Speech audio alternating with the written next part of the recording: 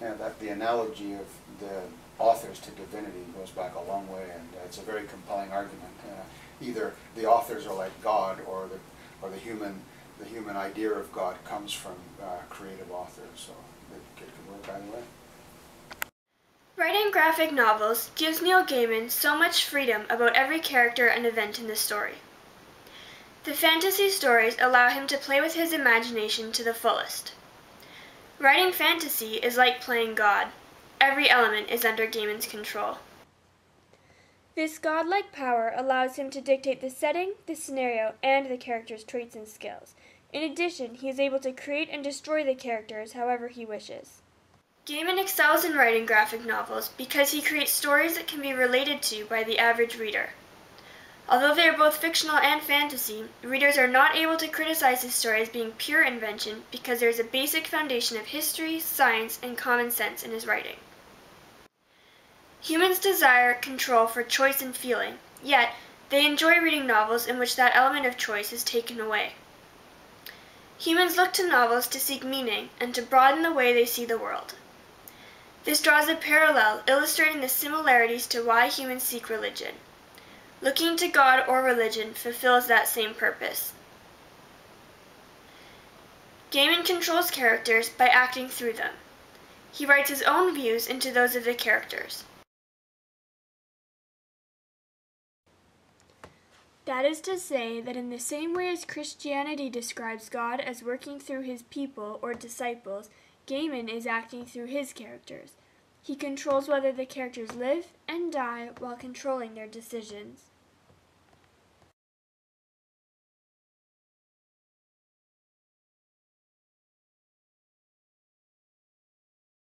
That's a good question.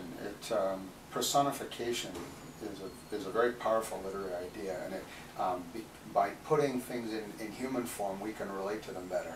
We can understand them because what we primarily do is relate to other people. So he personifies them and makes them literary characters. So what he does is he takes abstract concepts and embodies them. And that's what literature tends to do, because we have a hard time, human beings have a hard time understanding literary concepts, abstract concepts. So when literature takes those and embodies them and translates them in a character, it allows us to comprehend and feel them and engage them better, because we're used to them every day dealing with different people. So it's a very powerful literary concept. By doing it explicitly, it almost makes it allegorical. But in most novels where you get a character, you can say they're a personified idea, like Mr. Darcy in Pride and Prejudice is personified pride. But what Gaiman does by making death and dream persons and characters, he mythologizes them, and then he allows us to understand them in a more concrete and accessible way. Gaiman personifies concepts such as dream, desire, and destiny, much in the same way as God personified his being into the form of Jesus. People feel the need to personify God and other inanimate objects or beings as a way to better understand them. It is the same reason why similes are so effective in writing, because it allows the reader to compare the unknown to the known. Having the comparison allows one to grasp a better understanding of a concept that they do not fully understand. For instance, the concepts of dream, desire, and destiny all have rather fluid definitions. That is to say, they mean different things to different people. Giving these terms human characteristics ensures that all readers will define and view the terms the same way. This is the same reason that God personified himself into the form of Jesus Christ. Worshipping a God that one knew nothing about was a difficult task. Once God could show himself in human form, people were able to better understand what God was and what God was capable of. If God was not anthropomorphic or personified, then God is merely a force that decimates through all the universe evenly, without particular emphasis on humanity. The implication is then that humans don't matter amongst the infinity that is the universe. We are only smaller and smaller as the universe grows larger and larger. However, when God is personified, there is emphasis on the human race. Humans are able to feel as if they matter in the larger scheme of the universe.